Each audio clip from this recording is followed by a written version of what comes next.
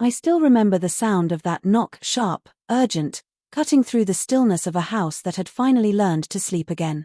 It was 2 a.m. when I heard it, that insistent rapping on my daughter's bedroom door, and in that moment before I fully woke, I thought perhaps I was dreaming. But then I heard Sarah's voice, muffled and confused, asking who it was, and I knew with the certainty that only a mother possesses that something terrible had arrived at our doorstep in the darkest hours before dawn. I'm 73 years old now, and I've lived through enough to know that life doesn't always announce its catastrophes with thunder and lightning. Sometimes it comes as a knock on a door, as a phone call that rings 1 second too long, as a silence where there should be laughter. That night, it came as my daughter's husband standing in our hallway with tears streaming down his face, not tears of remorse, I would later understand, but tears of a coward who couldn't even execute his betrayal with dignity. Marcus had always been handsome in that careless way some men are, with dark eyes that seemed to promise depth but held only shallow pools of self-interest. I had seen it from the beginning, that hollowness behind his charm, but Sarah had been so desperately in love, so certain that she had found her forever, and what mother can stand between her daughter and what she believes is happiness? They had been married for 6 years, living in the small apartment above our garage after Marcus lost his 3rd job in as many years. Sarah worked double shifts at the hospital, her nursing scrubs always smelling faintly of antiseptic and exhaustion, while Marcus spoke endlessly of his business ideas, his investments, his certainty that fortune was just around the corner. I would watch him from my kitchen window, sitting in the garden with his laptop, and I would wonder what exactly he was building besides castles made of my daughter's hope.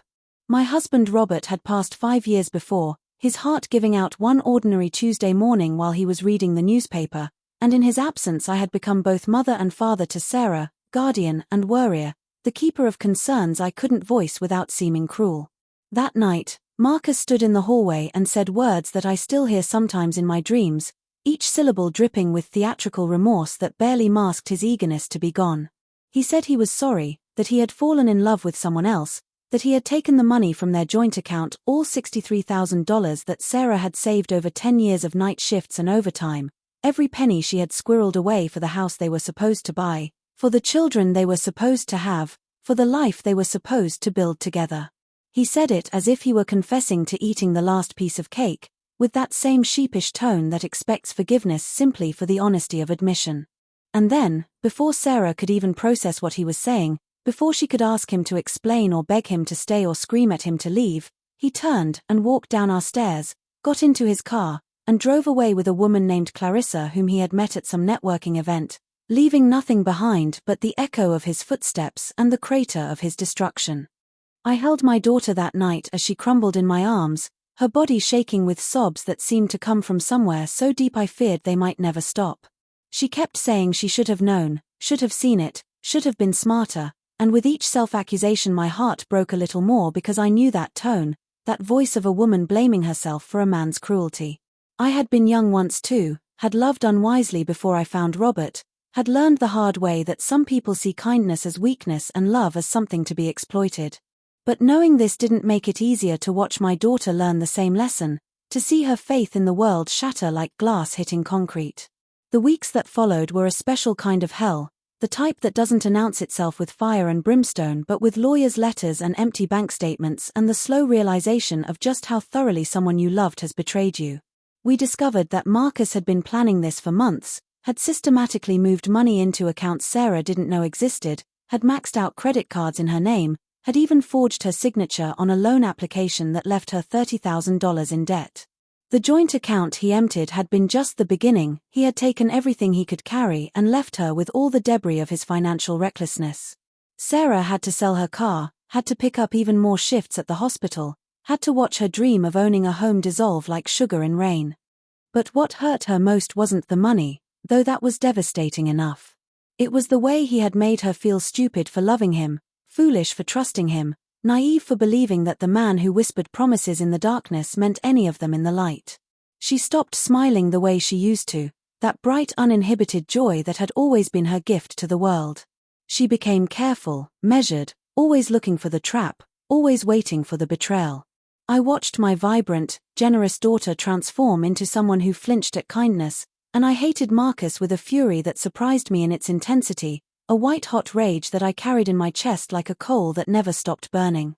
I tried to find him, of course.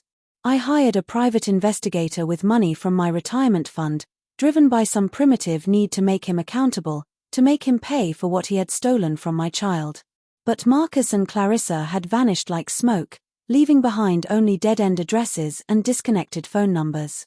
The investigator told me that people like Marcus were experts at disappearing, that they had probably done this before and would likely do it again, moving through the world like locusts, consuming what they found and moving on before the consequences could catch up. The unfairness of it ate at me, the knowledge that somewhere Marcus was probably living his best life while Sarah worked 70-hour weeks just to pay off the debts he had saddled her with. 2 years passed. Sarah slowly began to rebuild, though I could see the scars he had left on her soul, the way she held herself more carefully now, as if afraid of breaking. She met a nice man named David, a teacher with kind eyes and a gentle manner, and though she was cautious with him in ways that broke my heart. I saw small glimpses of her old self returning, tiny green shoots pushing through frozen ground. And then one afternoon, while I was at the grocery store reaching for a can of tomatoes on the top shelf, I heard a voice behind me, smooth, familiar, with that same rehearsed charm that had once fooled my daughter. I turned and there he was, Marcus, looking somehow smaller than I remembered, pushing a shopping cart with a blonde woman beside him who must have been Clarissa. He was thinner, with new lines around his eyes, and for a moment he didn't recognize me. But then our eyes met and I saw it, that flicker of fear, that recognition of judgment. I opened my mouth to speak, to unleash the 2 years of rage I had been carrying, to tell him exactly what he had done to Sarah, to make him feel even a fraction of the pain he had caused. But before I could say anything, Clarissa turned to him with a voice sharp as scissors and said, "We need to talk about the credit cards, Marcus. The ones you swore you didn't have. The ones I just found statements for." I watched the color drain from his face, watched him stammer some excuse, watched Clarissa's expression shift from anger to realization to something that looked like devastation, and in that moment I understood that Marcus hadn't changed at all. He was doing to Clarissa exactly what he had done to Sarah, the lies, the financial manipulation, the slow methodical theft disguised as partnership. And Clarissa was just beginning to wake up to the truth of who she had run away with, to understand that the man she thought she loved was really just a beautiful mask over something hollow and grasping. I didn't say anything to him. I simply looked at Clarissa and said, quietly, "My daughter was married to him for 6 years.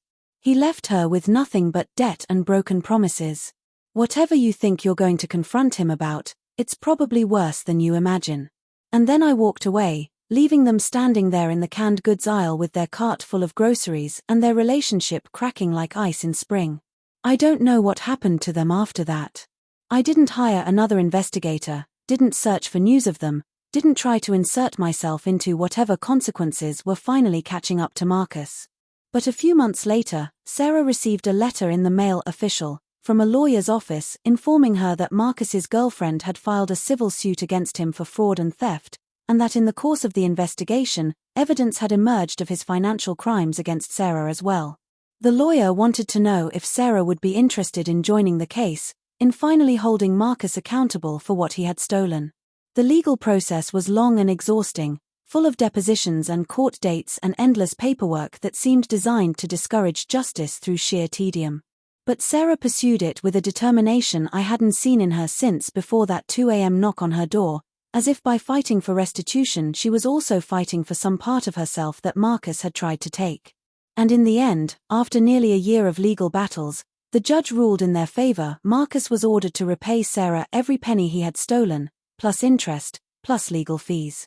His wages would be garnished, his assets would be liquidated, and he would spend the next decade paying back the women he had betrayed. But the real justice, the kind that mattered more than money, came the day Sarah stood in that courtroom and read her victim impact statement. She spoke about what he had stolen from her that couldn't be measured in dollars: her trust, her joy, her ability to love without fear. She spoke about the nights she had cried herself to sleep, the way she had blamed herself for his cruelty, the years she had spent rebuilding what he had demolished. And as she spoke, Marcus sat there with his head down, unable to meet her eyes, finally forced to witness the destruction he had caused, finally made to sit in the ruins of what he had done. There was no remorse in his posture. I could see that, only the sullen resignation of someone who had finally been caught. But Sarah didn't need his remorse. She had found something better, her own strength, her own voice, her own understanding that his betrayal said everything about him and nothing about her worth. Now, 3 years after that knock on the door, Sarah is married to David.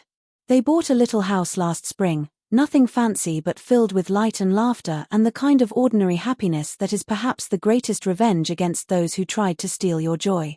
She's pregnant with their first child, a daughter, and sometimes when I watch her resting her hand on her growing belly, I see something in her face that Marcus could never touch, a bone-deep certainty that she survived, that she rebuilt, that she is stronger than the worst thing that ever happened to her.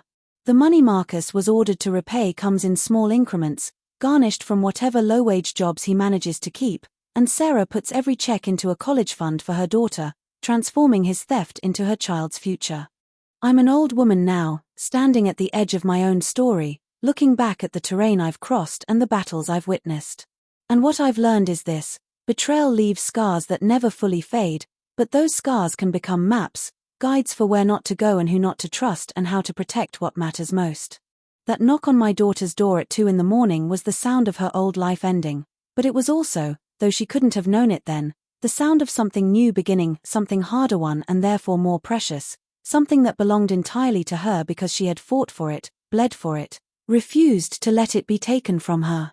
And as I sit here in my kitchen where I held her that night while she wept, watching her now through the window as she laughs with David in their garden, I understand that sometimes the worst things that happen to us are also the doorways to becoming who we were always meant to be, not despite the betrayal, but because we survived it, because we refused to let it define us, because we learned that the only person's love we truly need is our own.